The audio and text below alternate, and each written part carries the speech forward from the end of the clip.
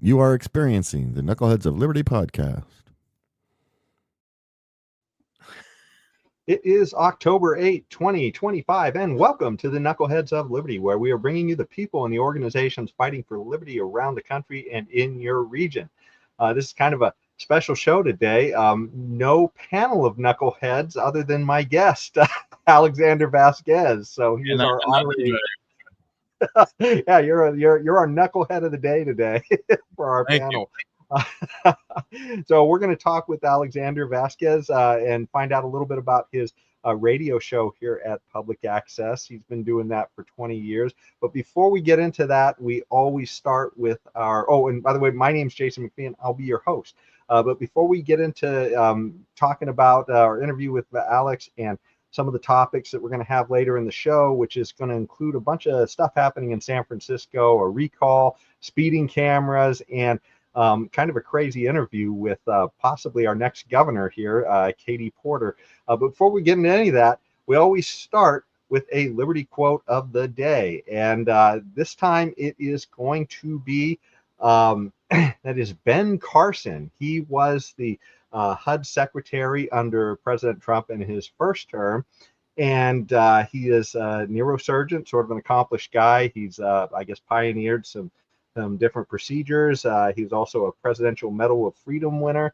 And he had this quote, and I just think it's a wonderful quote. He said, "You cannot be the land of the free if you are not willing to be the if you are not willing to be the home of the brave."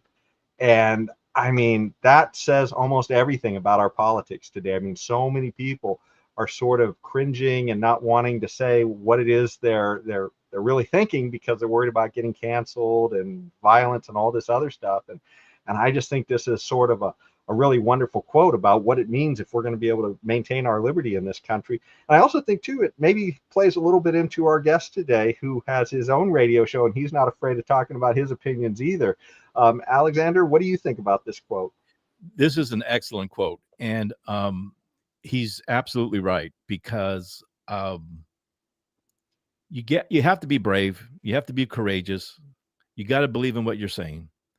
And you also have to call out what's out there. I mean, it's just not enough to say, I don't like this, I don't like that, I don't know where this is going. You have to have a really strong conviction in saying, this is not working. Here's the reason why. And it could be a matter of the system's not working. The idea was bad. The people who are leading it, they may just suck. Who knows? It could be a bunch of things. But you got to be brave to say it. You got to be brave to put it out there and say, no, this is not working. Yeah. And I think especially if you're not a conservative, if you're not a liberal in California, this is, there's no other way. I mean, either you hide your opinions or you got to stand out and be brave, one or the other. But it's not the most friendly place, I guess you'd say, to people who aren't sort of the left. I mean, if there was a book out there saying brave liberals of our time or in the past, or even worse, if there were brave liberals from California, it would be in a comic book structure, because I don't know of any Democrats and far left people and just liberals themselves or progressives now that they show any bravery. And one of the bravest things you can do as a person with character is to admit you're wrong, and that we don't have enough.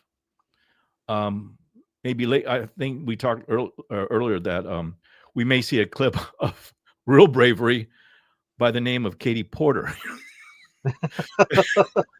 Well, I'm not sure I describe that as bravery, but we'll see. That's not bravery. That's a breakdown, Yeah. But he's right. He's absolutely right. I wish there was more of him, to tell you the truth. We need more of him. And I'm kind of disappointed in the Trump administration where they don't use him. And because sometimes Trump,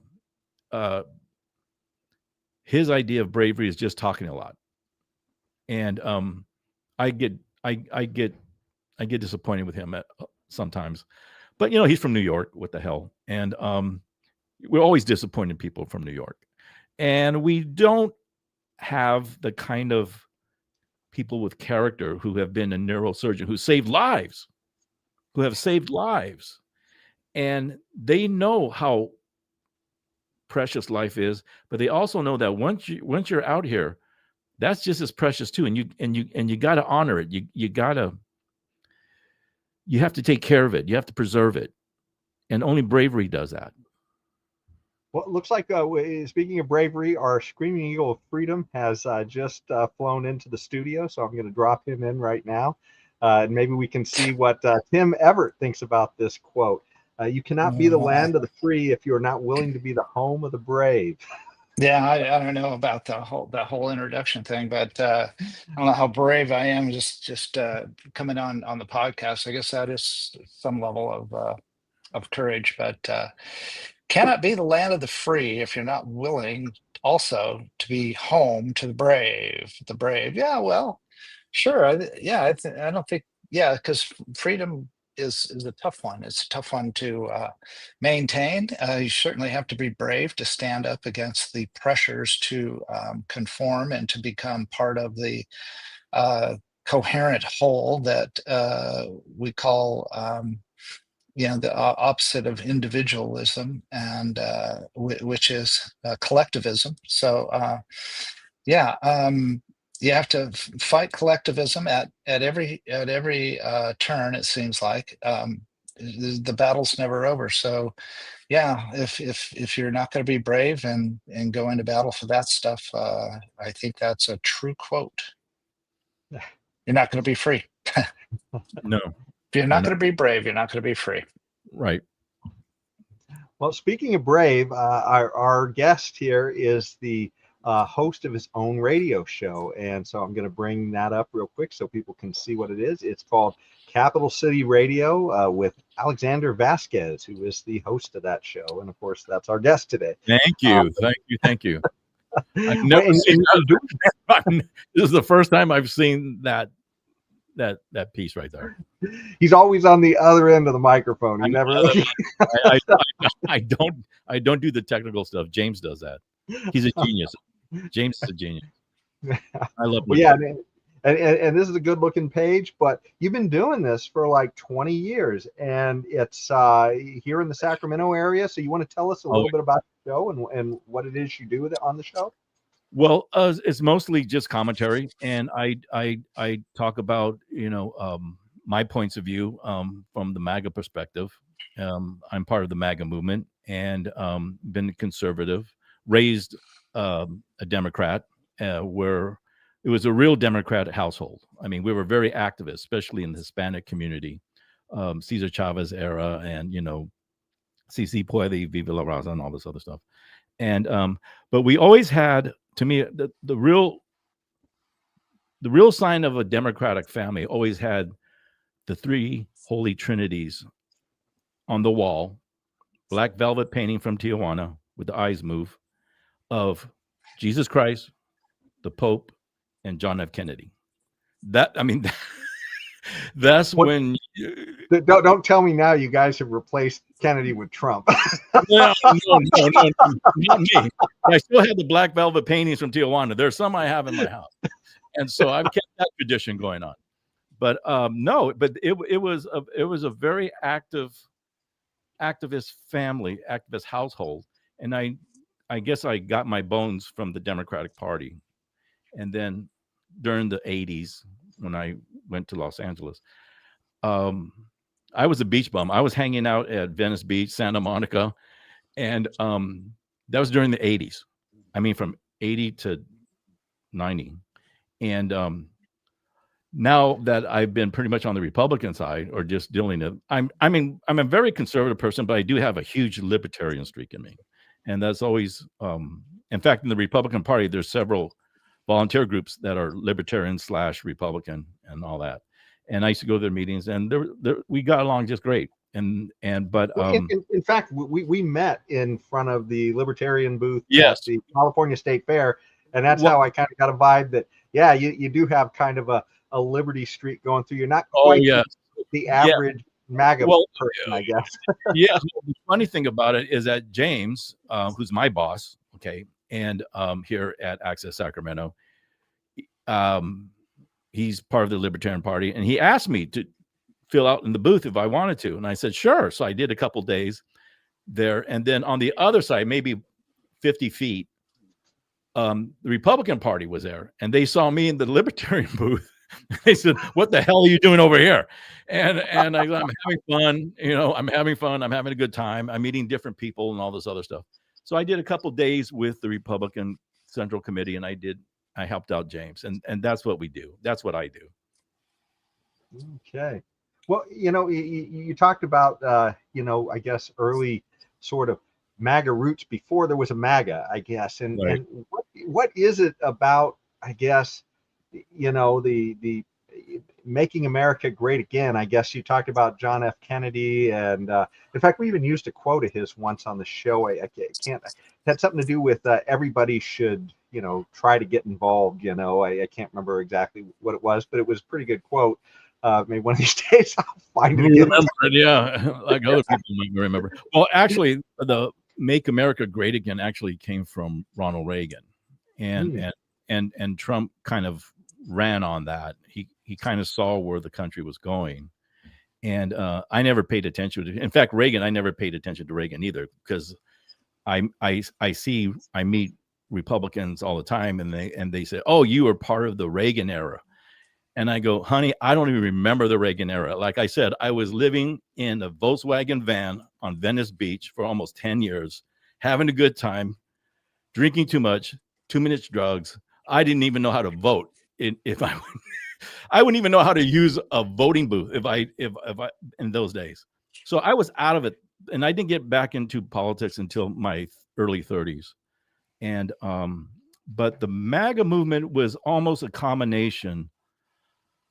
Well, it is a combination of, at the time, it was called the Christian Coalition, and then came after that the Tea Party, and they kind of combined a little bit, because I have friends in all these organizations, and Trump kind of jumped on that.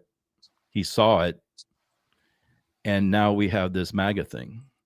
And but MAGA itself is not really a political organization; it's more of a philosophy. And there's a lot of people that are involved in it.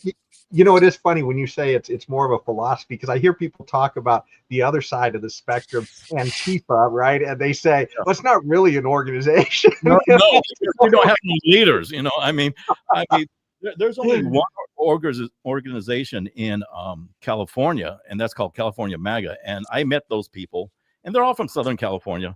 But what was interesting about it is that when Prop 36 came out, that's when you saw people from different political points of view, different cultures, different genders, different races. And now, Alexander, can I jump in real quick? Prop 36, sure. Can you tell everybody which one, what that was about? Yeah, Prop 36 was the law to change Prop 47, to get rid of Prop 47, where you had misdemeanor laws, and the laws were they weren't punishable, that they weren't using it well. Okay. Yeah. And so people were having their houses broken into, and then small stores and small shops, they were getting broken into by grab and smash, and homeless issues, and having your house broken into, your car broken into, a lot of crime. It's almost made it appear that shoplifting in California is completely legal, is what it makes it appear like. I mean, especially like in San Francisco. San Francisco, I consider my second hometown. And people would go into Rite Aid, CVS, whatever, and steal bags of stuff, and then go out on Market Street and just put it on the sidewalk and sell it in the black market. And nobody was doing anything. And that's what was really getting people ticked off. It was bad enough you got violated, but it was another thing that nobody was being punished. So 36 took off. And that's where I saw so many different people. And I thought, this is really what MAGA is. It's just a group of people who are going to always disagree on a lot of things. But when there's that one subject matter, they're going to agree on this. And then they could fight against each other another day. But that to me is really the heartbeat of the MAGA movement. Could be anybody, because we have a lot of Democrats that show up to Republican meetings, and they will never wear a MAGA hat. I never wear a MAGA hat, but that's what seems to be the heartbeat of this. Yeah. What one subject matter is that everyone agrees on? Not everyone, but a majority of them. Okay, majority then. What Yeah. subject are we referring to? Well, yes, like Prop 36. Okay, now you may see So crime, or I mean crime in general, or crime in general, but it was also the prosecution of criminals. What do we do with them? It's one thing to arrest them, but now what? And that was, people wanted to see justice on their side, not on the criminal side. No, we don't care about how they were raised. No, we don't care about they have a drug problem. No, we don't give a damn whether they have mental health problems. No, they stole stuff from my house. They broke into my house. They did this. They did that. I want justice done on my side. When is the law going to be on my side? That was the gist of it. Well, and since you mentioned 36, let me just bring this up as well. To add insult to injury and maybe make people even more MAGA than they may already be starting to trend that way. The voters unanimously, well, not unanimously, but I mean, it was in big numbers. They passed 36. 70%. Yeah. 70%. And then what does Newsom do? He says, "Well, sorry, fellas, I'm just not going to fund it." Right. So, to stop the shoplifting, to stop all this rampant crime, and he's just not say no. He pulled a Nancy Reagan number. Just say no. Okay, just don't do it. Don't do it. Well, that didn't work. And crime does not know or care about what political side you're on, or what ethnic side you are, or what gender you are. Criminal's a criminal. I know. I've hung around them long enough, and especially when I was younger. But the thing about it is that people do bad things, and okay, fine, but they have to be punished. It's the punishment and it's the justice. That's what people were looking for. And now you may see it in this proposition no on 50. The same crowd of supporters that were in 36 are now supporting this also. I don't know if it's going to be the big numbers that it was on 36. But and just to clarify, when you say on the 50, we're talking no on 50, not 450, right? No on 50. No on 50. And people who, or most of the same people who wanted Prop 36, which is to stop all the shoplifting and some of the other crazy stuff California is doing as well. Yeah, and you said it right. It was the crazy stuff. People, the average person, just felt like their government was not working for them. Nobody was hearing them. They're not listening to me. What's it going to take? And it happened. And that was, to me, the most fascinating thing about it, because I gathered signatures for 36 and I campaigned for 36. And it doesn't really matter who door I knocked on, or who I called, or who I ran into, anything like that.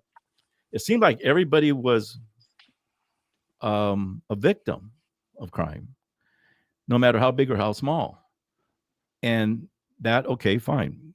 But it was nobody's taking care of this. This guy is still out. This person is still out. And I'm out of this and that. And when am I going to have justice for me? So this is to me, 36 was almost like a turning point, like Prop 13, where people just got fed up and said, no, we have the power. The people have the power to make it happen, to change things. And now they're changing it. You saw the recall in San Francisco several times. I mean, they've had more recalls over there than Venezuela or Argentina. It's just, people are just fed up. They want to be heard. They want to see something from their representatives. And we are going to talk about this story a little bit more later in the show, probably. Sure. But yeah, this is exactly what you're talking about. Action that's happening in Sacramento, or San Francisco rather. Some of these extreme left. I like to coin them Bluetopian hellholes. Yeah. I mean, This is what they seem to be becoming. again, I saw San Francisco is my adopted hometown. I went to high school in the Bay Area, Woodside High School, and this person, this Joel Igordano, okay, the people stood up. They took matters in their own hands. This is the way it's supposed to be. Thank God for Hiram Johnson. You know what? Since we're into this story now, let me bring up the video before we have to cut from the show, so we can talk a little bit about that, and then we'll get into the rest of the interview with you. But I since we're into this now, let's bring up the video so people know what it is we're talking about here on this recall. So I believe this is our second item here. So this will give everybody a little bit of background. Right. So incredibly nice in San Francisco today. It was the perfect day to walk by the beach. And some people did, right along Upper Great Highway, now closed to traffic and soon to become officially a park. Voters approved that last fall, with 54% of people in the city saying yes to closing down the highway. But a lot of people who live on the west side of San Francisco specifically were never sold on that idea. In fact, some people were flat out against it. But there have been protests against the proposition that closed Upper Great Highway for good, with West Side residents voting overwhelmingly against it, even pushing to recall their supervisor over the issue. There could have been a compromise had there been more input from the community that lives around here. And I think that really never occurred. So ultimately, the citizens of this part of the city that the park was put in, they didn't feel like their district supervisor was listening to them. And the only recourse they had then was to recall him. And so let's find out what happened at the polls. Residents on the west side of San Francisco, they've spoken, and in a 65 to 35% vote, they overwhelmingly decided to remove District 4 Supervisor Joel Engardio. Mayor Daniel Lurie is expected to appoint his replacement once the votes are certified. The closure of the Great Highway and a plan to add more housing is what ultimately drove people to the polls. Recall was driven by a controversial decision, Engardio's support for Prop K, which closed a stretch of the Great Highway to create what is now Sunset Dunes Park. Citywide, the measure passed with slim approval, but here in the Sunset, voters rejected it by a wide margin, citing negative traffic and safety impacts to the residential neighborhood. To many, the new park symbolized a supervisor out of step with his community. Betrayal, straight up. We elected that man into office to represent us, to look out for our interests. It doesn't matter whether you were for Prop K or against Prop K. We had no voice.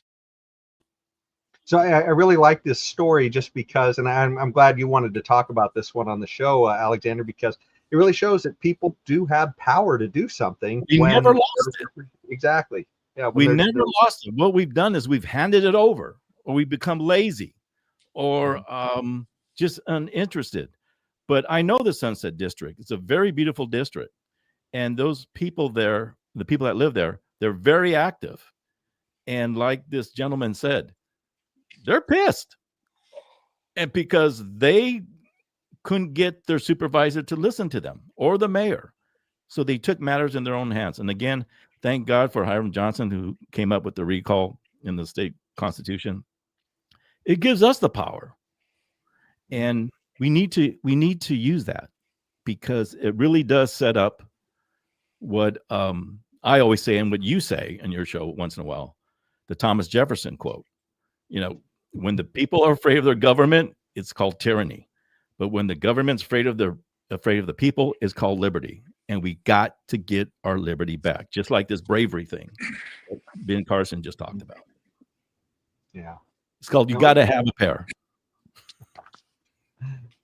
Well, you've been doing this radio show for 20 years. And I mean, this is a case of local activism and making a difference.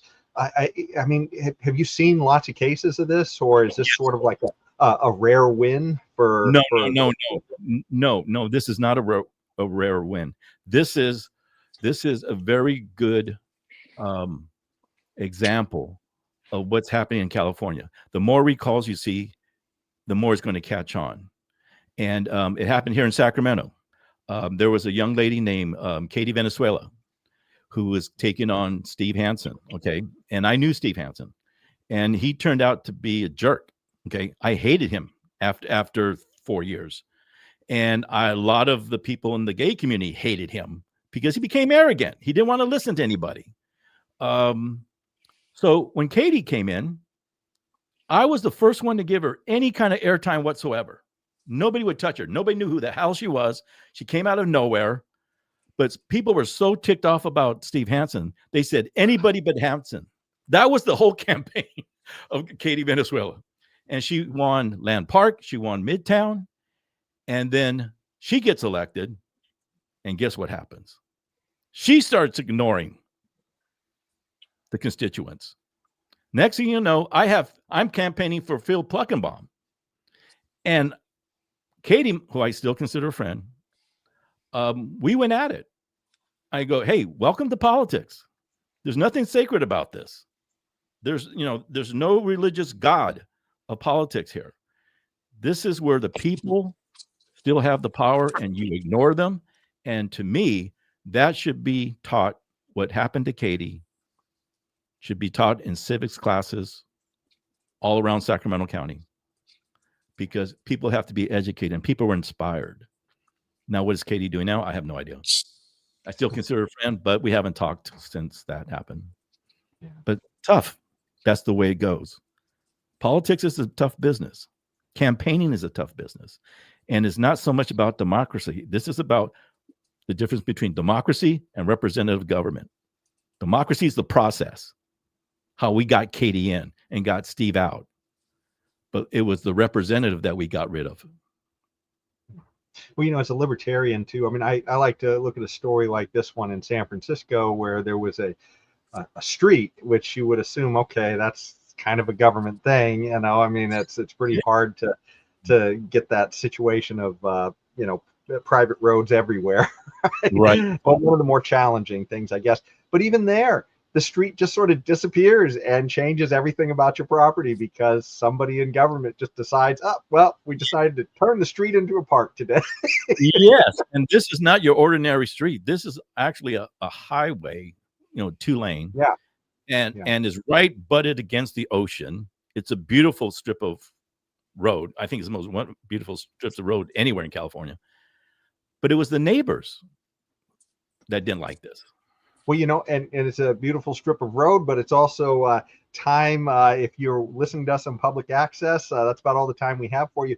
But we will carry the rest of this conversation online. So go check us out there at knuckleheadsofliberty.com if you want to catch the rest of the story. And we're going to talk about a little more about this. We're going to talk about the government lockdown and speeding cameras in San Francisco. That's a big thing today. And Katie Porter, too. So go check it out.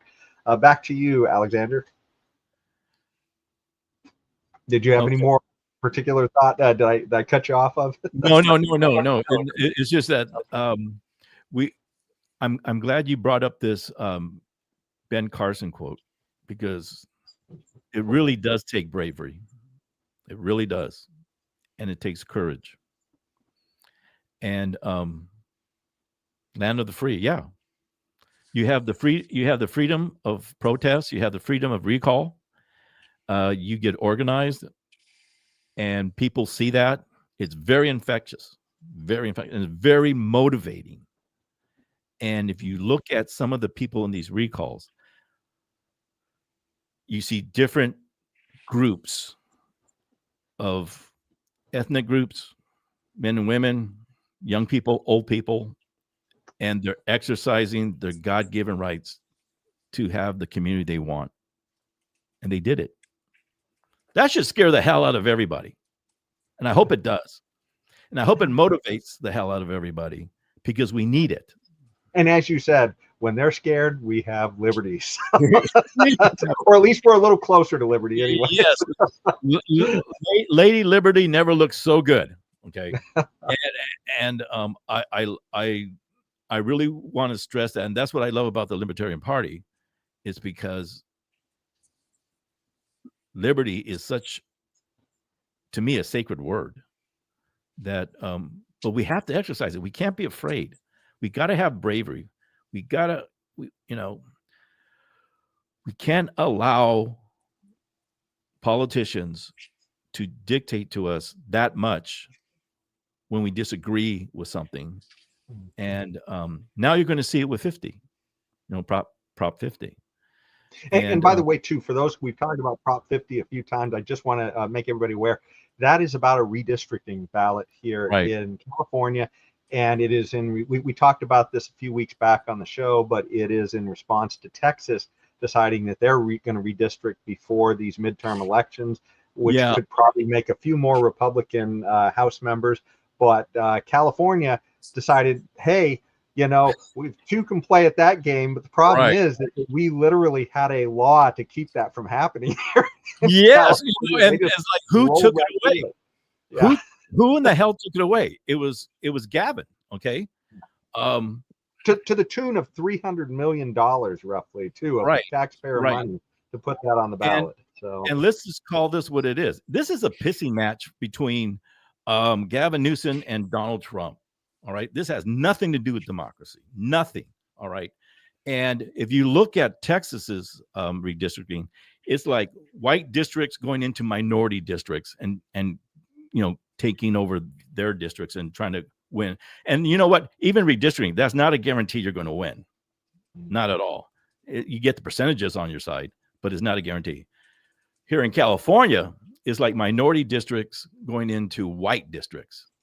And that's where Gavin is trying to do everything he can to make himself look like I'm for the people and I'm this and that. But it is, to me, we need to say no on 50 and to hell no to Gavin. Saying you're not going to use us. You're playing us. And that's one thing I say on my show all the time. Do not be played. Do your homework. Get involved. Do something. Yeah, there's a question because you bring up you made that comment. It's about saying hell no to Gavin, and you talk about how you've been involved in some of the California and the local Republican politics. From what you've seen there, is it more about how much they love Donald Trump nowadays within the MAGA movement, or is it more about the hell no to Gavin Newsom and the Democrat crowd? Is that what's your vibe there? Donald Trump could not care less about the state of California. Okay, if he had his way, he would probably put a wall around California. So we just keep everybody in California, not infest the rest of the United States. Okay, or just let it fall into the Pacific Ocean, whatever. This is more about Gavin Newsom. Gavin Newsom's our problem.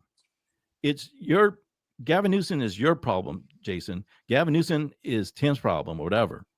But the thing about it is that we in the MAGA movement and the Republican Party and the Democratic Party and others, we put this aside 10 years ago. That was when you saw bravery. You saw people ticked off, pissed off. We're not going to let the politicians do the districting anymore. We want a committee, whatever it is. And yeah, they could be corrupt, but at least it's a committee. It's not them. It's not the people at the Capitol. And now he took that away. And you look at the state of California. No, this is our problem. I remember when I was involved with the recall Gavin Newsom, I used to get so ticked off at when we had rallies at the Capitol, and I knew Orrin Heedy. He's a good friend of mine. He was the one that came up with the recall. He was handling it, and I said, Orrin, whatever you do, tell all these idiots not to flag their Trump flags. This is not about Donald Trump. This is about the state of California. This is about us living here. Donald Trump has nothing to do with this. I don't want Donald Trump past the Nevada border as this happens. Well, and there's something to what you're saying there too, because like you're saying, I mean, there's a lot of people flying Trump flags, but it seems to be much more in saying screw you to the Democrat Party, because when you talk about, hey, you're a little bit nervous about Trump being down here. Well, look at what just happened with Canada. They had a conservative movement that looked like they were going to win. They looked like they were just steamrolling to victory. And then suddenly Trump came in and said, well, we're going to turn Canada into a state. And he completely derailed the conservative movement in Canada. I've told everybody, look at, we don't need Canada to be. Why in the hell would we want Canada anyway? So they made good bacon, big deal. They got a good hockey team. Whatever. All right, but they already had Trudeau. He screwed it up themselves. We don't need to pick up his. We don't have to clean up his mess. We got our own mess, and this is why I say with Republicans and especially the conservative movement that this issue right now, this November 4th that's coming up, this is about us. This is about Gavin Newsom. And there's going to be other people, I hope a lot from the Libertarian Party, who also participate in this and get the vote out to say, no, we are going to make our vote hurt. That's what I say a lot on my show. Make your vote hurt. Use your middle finger to Gavin Newsom because he just gave it to us. He should have never touched this. And when you consider that the state of the California flag, the red star up there, that is in honor of the state of Texas during the Bear Flag Revolt, because we were in wars with Mexico just like Texas was in California. But that was an honor. If you hadn't told me that, I would assume it's some kind of a homage to the communists in China.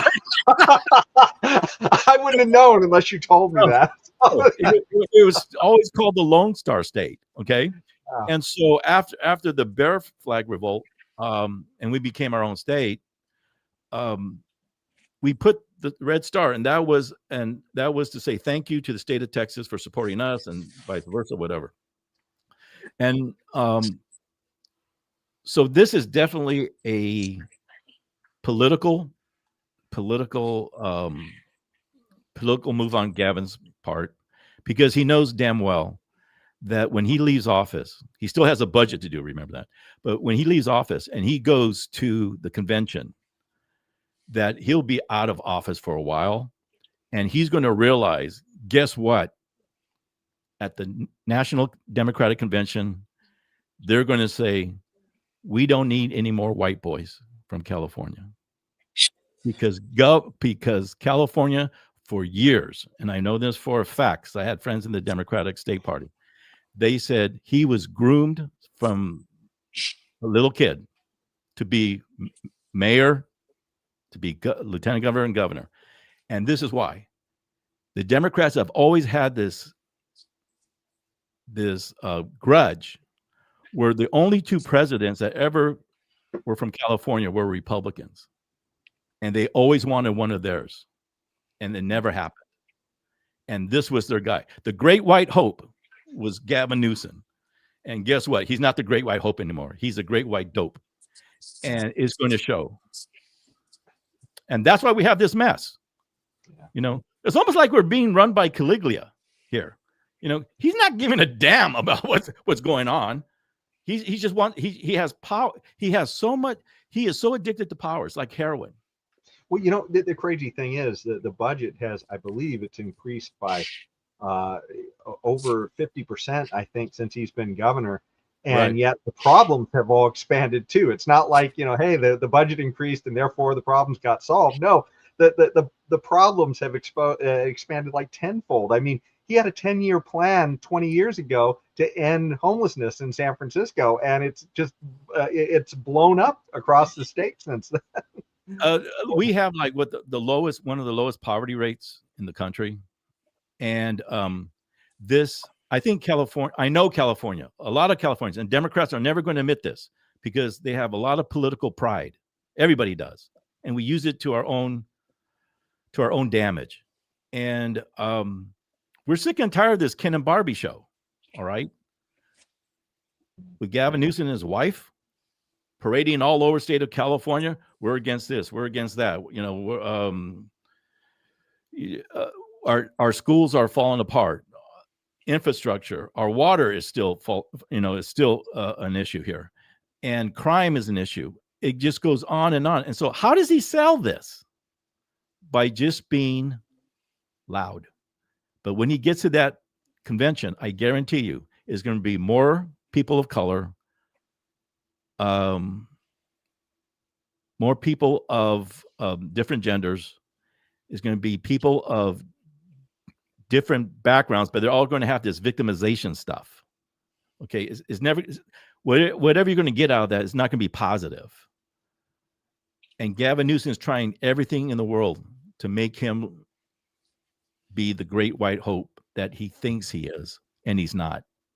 Well, one of the things, I think this is a good segue into one of the stories we were going to talk about, and that's the speeding cameras in San Francisco. So even though, he's probably he's taking, he's sending us down a hole at like at a high speed rail speed, I guess you'd say, about the speed of that train into nowhere. But somehow, though, the one thing we do have is speeding cameras happening at a very fast click. And so I wanted to talk a little bit about that story, and we have a little bit of a video segment to introduce it. So let me bring that up and we can talk about that a little bit more too. San Francisco is quick to brag. It's the first California city to implement this new pilot program. San Francisco's been really pushing to get this program up and running because it says that speeding is the leading cause of traffic injuries and deaths in the city. The cameras were first launched in March and they all went live in June. At first, those caught speeding only got a warning with a notice like this. But starting August 5th, the registered owners of vehicles clocked going more than 11 miles per hour over the limit will get a citation. Fines start at $50 and go as high as $500 if you're caught going 100 or higher. So the individual tickets don't seem super high, but keep in mind they're catching a lot of drivers. I think the first month was 16,000 drivers, and so they estimated that to be over $1 million in revenue that came in. SFMTA says you can get those fines waived through community service, and they also have low-income payment plans. And they say it won't add a point to your driving record. Plus, the city says since the cameras went up, speeding is down 30%. At Fulton, near Arguello, a traffic problem spot, they report speeding is down by 63%. Some residents say certain streets feel too slow now. Well, certainly we want our streets to be safer, but there is a trade-off, and as the residents are noticing, hey, it seems like it's getting too slow. But one of the issues that I think it's worth pointing out in this next segment I want to show is that this is really going to hit people who don't live there, because people who live there get used to the cameras and the rules, but anybody who comes through as a visitor isn't aware of the rules, and they'll be racking up those tickets. Altogether, the city has 56 cameras set up in 33 different areas considered hotspots, and no spot is hotter than the one on Bryant Street between 2nd and 3rd. And why? Victoria says its close proximity to the freeway means more unfamiliar drivers. We are seeing reductions in those areas as well. One of the things that seems disturbing about a program like this is it seems like the only time the government gets efficient at doing anything, it's in collecting money from law-abiding tax-paying citizens. Think about all the things that California can't do right, yet somehow they can start a speeding camera program that catches over 16,000 drivers in one area, a few areas of San Francisco in 1 month for $1 million. But they can't seem to deal with crime, fires, just a whole litany of things. Thank you. Now, it's a growing crisis affecting just about every neighborhood in Southern California. Homeless encampments multiplying across our area, and the debate over about what to do about them is escalating. This is the moment more than 20 masked and hooded people stormed into Heller Jewelers in broad daylight Monday. Some of them armed with guns, others with crowbars. Police say the mob then helped themselves to $1 million worth of fine jewelry. Almost 180,000 people have been ordered to leave their homes around Los Angeles as 5 fires continue to burn, 2 of them completely uncontained. This is what the flames are leaving behind. Wow. So there you go. I mean, they can't seem to do anything to actually manage this except collect money. All they do, and it's our money because they can't print it themselves. But it was funny when they showed that one street near the going up the freeway. That's one of the few streets in San Francisco where it's actually 4 lanes. All right. That's why they're speeding down the street, and they want to get the hell out of San Francisco because it's right near the freeway. They've seen enough. Okay. You guys I didn't know it's U-Haul, but I'm sure they probably have had their share of them going. Yeah. It's like the Giants suck, the Warriors suck, 49ers suck. They don't even play in San Francisco anymore. So I want to get the hell out of here. So I'm going as fast as I can. But that's one of the only few places in San Francisco where they have 4 lanes. And so everybody's like driving fast. The other thing with San Francisco is that most of the time it's so packed. I don't know where anybody's speeding, because you can't even make a left turn in San Francisco. You can only make a right. And so the traffic is so bad. I don't know how anybody could speed in San Francisco at all, unless it's 2:00 in the morning. Yeah. Yeah. Trying to drive a leftist town where you can't ever make a left turn. That's a big one. That is so true. I mean, come on, you guys don't even believe in the leftism of this in San Francisco. Well, Tim, it's because you can't go any farther left than they already are. Yeah, and if you do go left, you get a ticket. You get a ticket. Yeah. They're still taking their money. And it's like show me where there's this liberal utopia in the state of California. It was supposed to be San Francisco, and they've turned my adopted hometown into a landfill. And the one thing they took out of it more than anything else was the San Francisco spirit, where you loved going to North Beach. You loved going to the American Conservatory Theater. You loved going to Golden Gate Park and this, and the other thing. And there was a certain vibe there. And I'm not talking about the 60s and everything like that. I'm talking about 70s, 80s, and 90s. And now we have poop patrols under Gavin Newsom. Yes. I mean, and so I did a lot of construction, worked in a lot of construction over there. And they just had so many laws that some of my bosses would say, we're just going to build this. The hell with it. I can't wait for any more permits to be done. I can't get any permits. I can't do this. And it was the first time I've ever seen this, where in San Francisco, I've never seen professional dog walkers. I go, what the hell is this? Okay, these people are actually getting paid to walk somebody else's dog, not even their own. And they get paid big bucks. It is a market all into itself. And why does San Francisco have less kids and more animals? It's just a very convoluted, very depressed state of affairs, and it breaks my heart. You know what's interesting about that? Because obviously, dog walkers seems to be a very first world type of job. I don't imagine there's too many third world countries where they're paying people to walk the dogs, and that brings up kind of what's going on here in California, because we've got some of the biggest wealth disparity in the country. I mean, we seem to have the highest poverty rates. Just came out of the I believe the census did a study recently, and they found that California is tied with Louisiana for the worst. And we don't even have a Mardi Gras here. Yeah.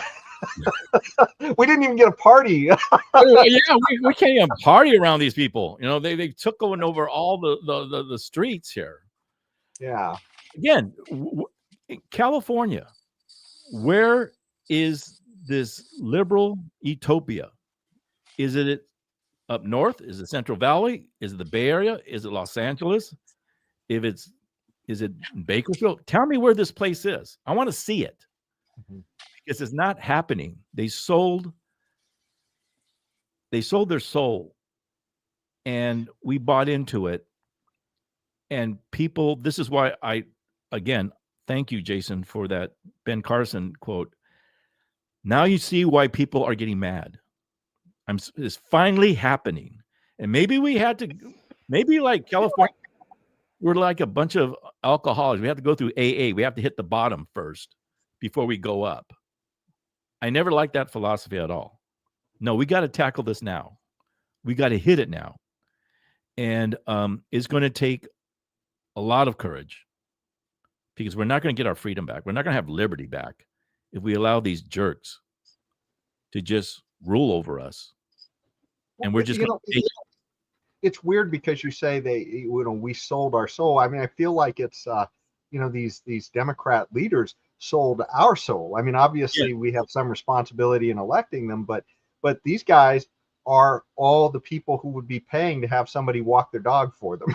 Yeah, and the rest of us are the ones who are, struggling to avoid living in a tent on the street out here, right? The highest homelessness rates in the country here in California.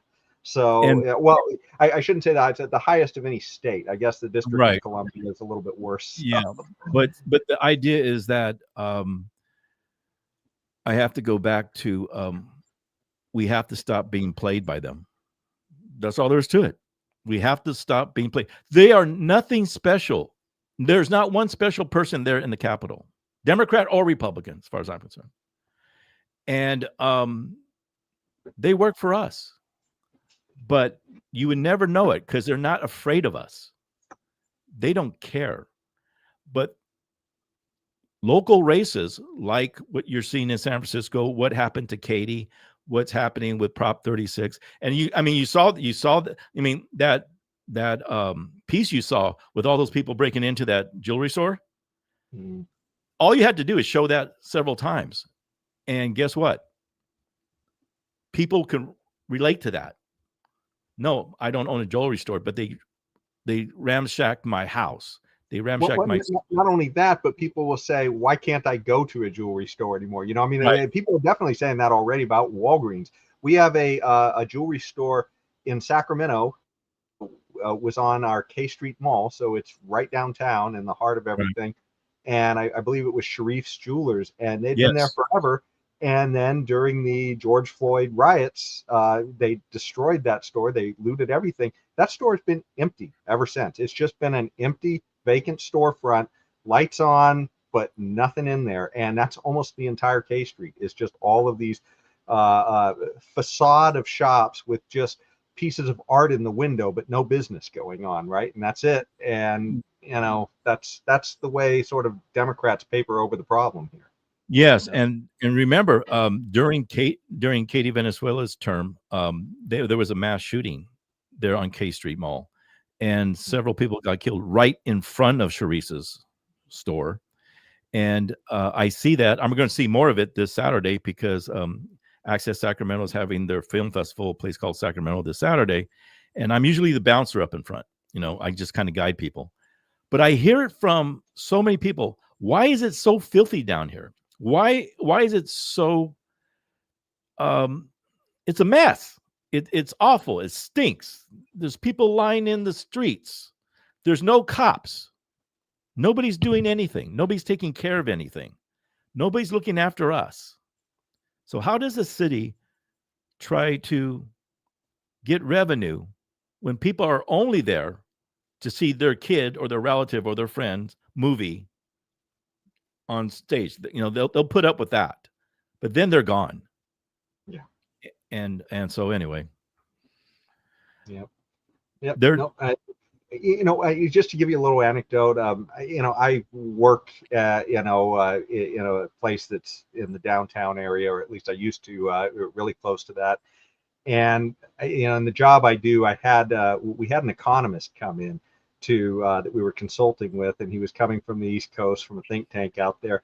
And the first thing he said when he got to my office after driving down J Street, the first time he said, close. He said, "What happened to your city?" That was the first thing he said. And we sit here and we just live our lives and we see it decay little by little over time, and we don't notice that. But to an economist, they're just looking, hey, this isn't right. There's the efficiency is just gone. Right. Storefronts everywhere. Well, I'm a native Sacramentan, born and raised in downtown Sacramento on the corner of 27th and E, still there.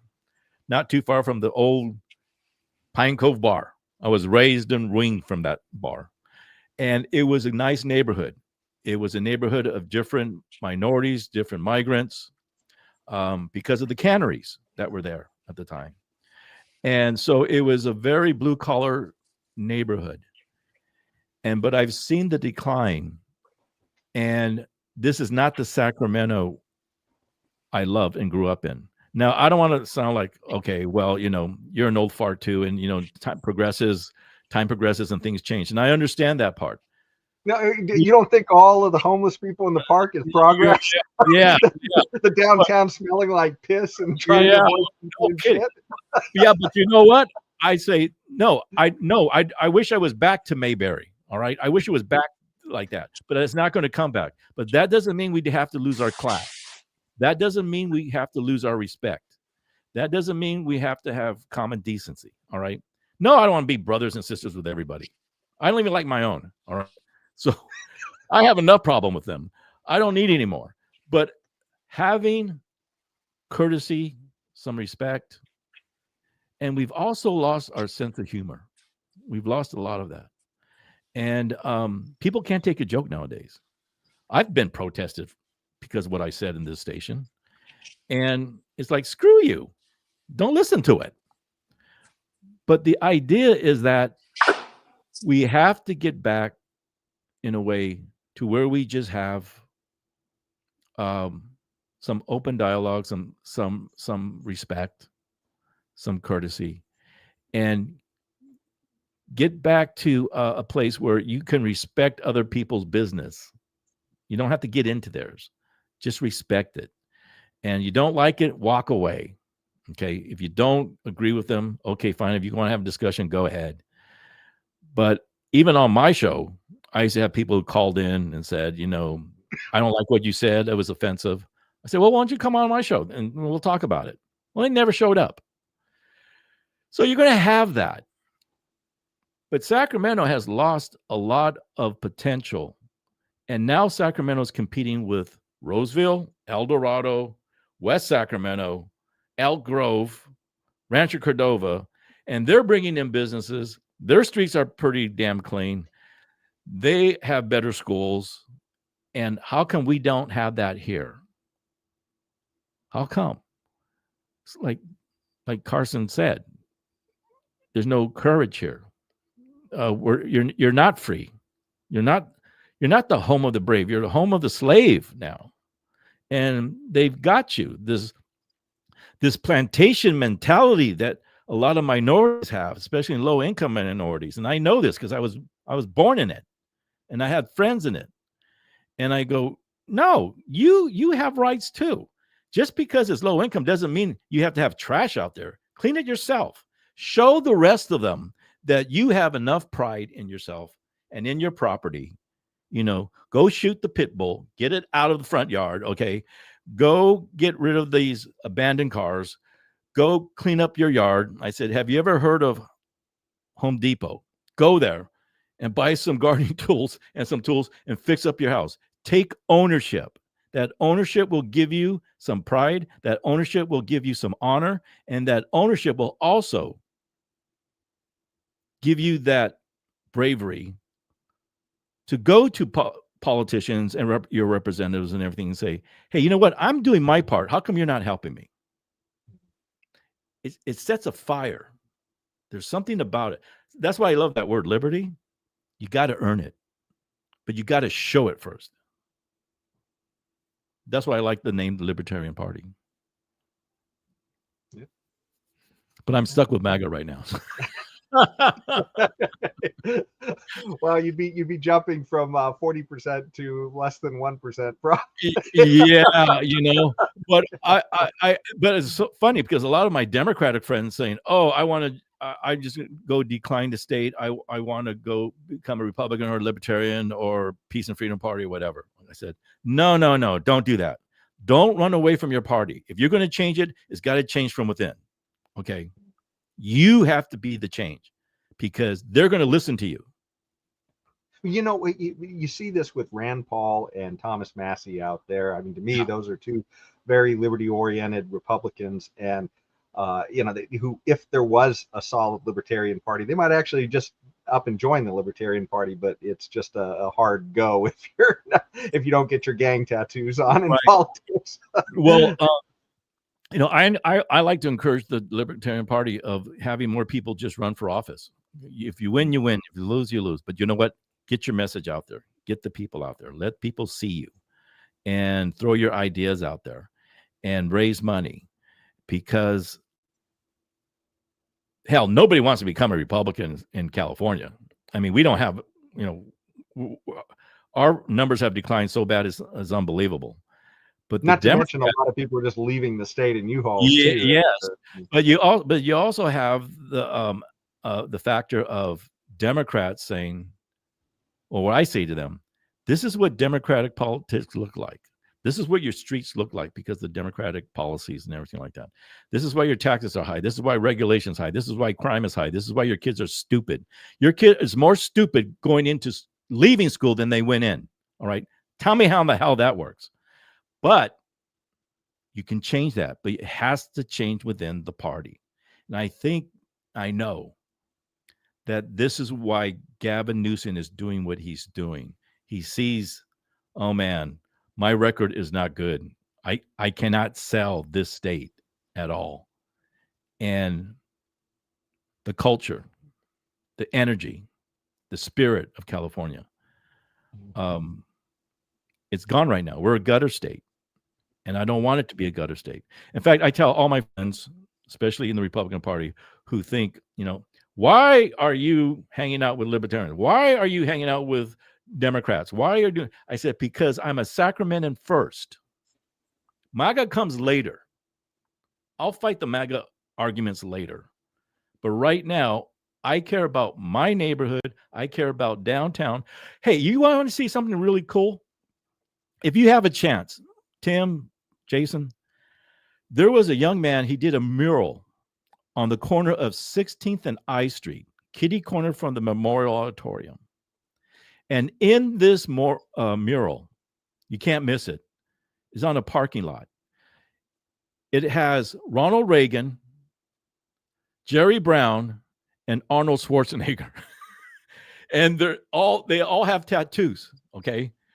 And Reagan has Nancy tattooed on his neck, and then on his forearm it says trust but verify. And then Jerry Brown says his arm says moonbeam, okay? and then Schwarzenegger is like Terminator something, or I want to pump you up. It's made up, it's supposed to be funny. This is where we lost our sense of humor. I've heard from the owners, they've got nothing but complaints and threats about that mural. How come? Why? It is a mother effing mural. It's beautiful. It's supposed to be funny. It's supposed to make you think. When do we stop thinking? When do we start losing our sense of humor? And and that's the thing. I mean, there's murals all over town, and a lot of them have potentially socialist messages on them, or maybe social justice messages. No complaints about those. No. In the wrong. That does bring me. I did want to segue this into our Knucklehead Noise Patrol. I'd hoped we'd have a chance to talk about the lockdown up there, or shutdown update, but it looks like we're kind of going long, and I don't want to keep you in studio. Oh, it's all right. Way past your bedtime. It is. I'm an old man now.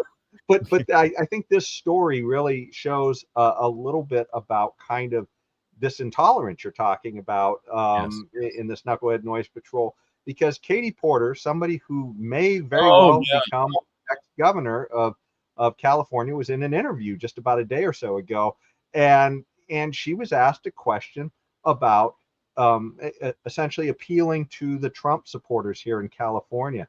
And she could not answer the question. In fact, this may be a fatal flaw for her campaign, as we're going to see. So let me show the video here, and we can discuss it a little bit. What do you say to the 40% of California voters who you'll need in order to win, who voted for Trump? How would I need them in order to win, ma'am? Well, unless you think you're going to get 60% of the vote. You think you'll get 60%? Everybody who did not vote for Trump will vote for you. That's what you're saying. In a general election, yes. If it is me versus a Republican, I think that I will win the people who did not vote for Trump. What if it's you versus another Democrat? I don't intend that to be the case. So how do you not intend that to be the case? Are you going to ask them not to run? So CBS reporter Julie Watts is trying to interview potential gubernatorial candidate in California, Katie Porter. And it's already, you can see that it's a little bit testy because she's not quite answering the question that the reporter wants her to answer. I'm going to speed it up as she filibusters here, because otherwise it's just going to take too long. No, I'm saying I'm going to build the support. I have the support already in terms of name recognition. And so I'm going to do the very best I can to make sure that we get through this primary in a really strong position. But let me be clear with you. I represented Orange County. I represented a purple area. I have stood on my own 2 feet and won Republican votes before. That's not something every candidate in this race can say. If you're from a deep blue area, if you're from LA or you're from Oakland, you don't have an experience. And after all that, Julie winds up having to re-ask the question. You just said you don't need those Trump voters. Well, you asked me if I needed them to win. So you don't I think feel you like need this them. is unnecessarily argumentative. What is your question? The question is the same thing I asked everybody, that this is being called the empowering voters to stop Trump's power grab. Every other candidate has answered this question. This is not Correct. And I said I support it. So, and the question is, what do you say to the 40% of voters who voted for Trump? And she's still not answering the question. Julie keeps persisting. Well, I'm happy to say that. It's the do you need them to win part that I don't understand. I'm happy to answer the question as you have it written, and I'll answer it. And we've also asked the other candidates, do you think you need any of those 40% of California voters to win? And you're saying, no, you don't. No, I'm saying I'm going to try to win every vote I can. And what I'm saying to you is that... So now is where it really starts to go off the rails. To those voters, okay, so you... I don't want to keep doing this. I'm going to call it. Okay. Thank you. You're not going to do the interview with us? Nope, not like this. I'm not. Not with 7 follow-ups to every single question you ask. Every other candidate has answered. I don't care. Follow-ups. I don't care. I want to have a pleasant, positive conversation, which you ask me about every issue on this list. And if every question you're going to make up a follow-up question, then we're never going to get there. Ms. And we're Porter, just going to circle around. I am an investigative I have never had to do reporter. this before, ever. You've never had to have a end an conversation interview. with To end a an reporter? interview. Okay, but every other candidate has done this.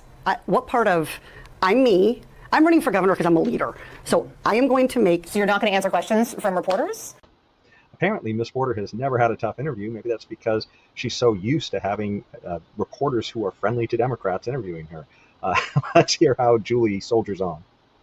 Okay, why don't we go through? I will continue to ask follow-up questions because that's my job as a journalist, but I will go through and ask these, and if you don't want to answer, you don't want to answer. So nearly every legislative... I don't want to have an unhappy experience with you, and I don't want this all on camera. I don't want to have an unhappy experience with you either.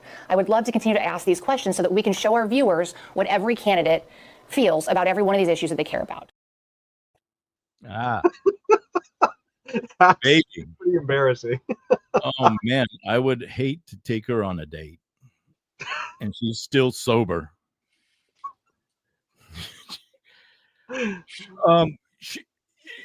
She was on. They've been using this on talk radio all over the place today, and all I can come up with is that apparently she's been married, she's been divorced, and she's had staffers and all those others and other things and guys, whatever. And they don't say anything nice about her. So to get underneath her skin to where she has a breakdown, okay, and it's not even that time of the month again, she is going to die before the primaries even start because they just, she's wound up too tight. And I think you also see a person who's very desperate to win, to be the first woman in California to win. And she'll lose it. You know, there's more to come, you know. After that interview, I don't know.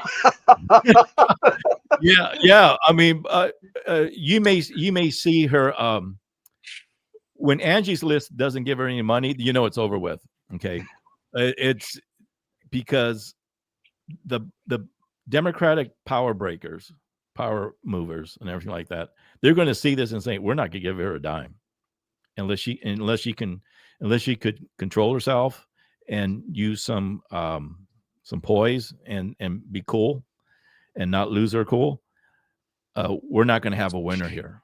So she set a really bad tone now because this story is going to go for about another 3 weeks. It's not going to end right away. Believe me, Republicans, if they're smart, and they're not, they will bang on this. They should be banging on this all for the next couple of weeks.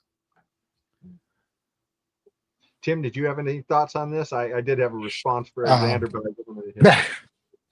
Yeah, you mean the lady? No. Yeah, like I said, this is not a kind of woman you want to take out on an expensive date at all. How about a cheap date? Not even a cheap one. I mean, not even a cheap date. Then she would have to be easy. Okay, then she would have to be easy, and I don't think that happens either. But some smart political consultant is going to look at her divorce papers and look at the divorce manuscripts and all this other stuff, and it's going to be over with, baby. I mean, it's going to be over with. And I don't even think some of the women's group are going to.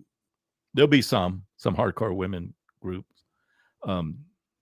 What they call it, Democratic Dems or something like that. I don't know. And that they will probably support her just because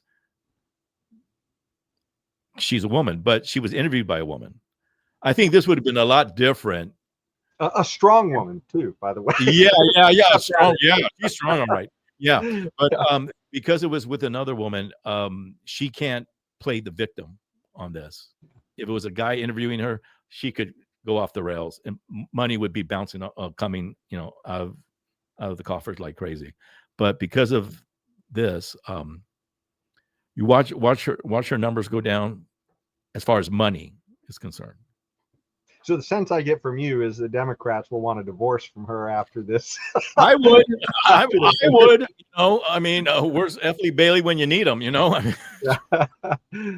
but to me, the more, and this is one of the reasons why I chose this too for the show, but is because having somebody like yourself here who's representing, who fits in with this 40% that Katie Porter rather. Was asked a question about, right. And she wouldn't answer it, right? And I mean, this is kind of like Hillary Clinton with the basket of deplorables, right? I mean, I can't imagine somebody just saying that they're not going to answer a question about 40% of the state that they're going to represent, right? That they're seeking to represent, and she is evading, just steadfastly saying, "Hey, I don't need them."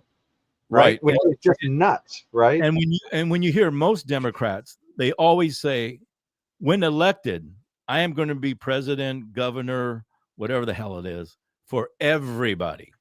She could have said something stupid like that and still gotten away with it.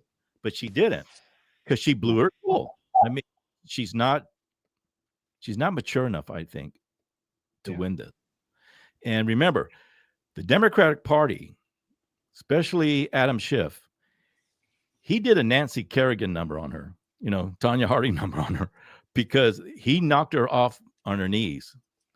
And that was from somebody from within. This is where I'm thinking that in California Democratic politics, you're going to see more donkey eat donkey than ever before, because they've gotten too big.